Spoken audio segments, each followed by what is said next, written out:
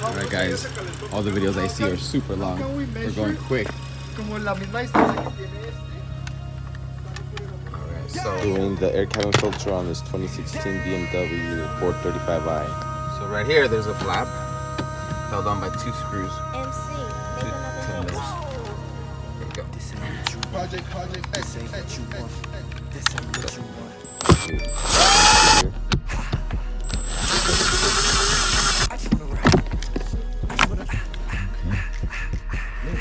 There we go.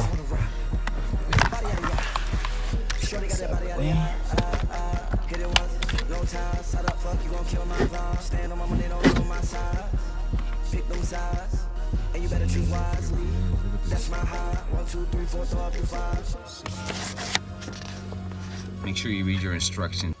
Or not. Hope you liked it. Thanks.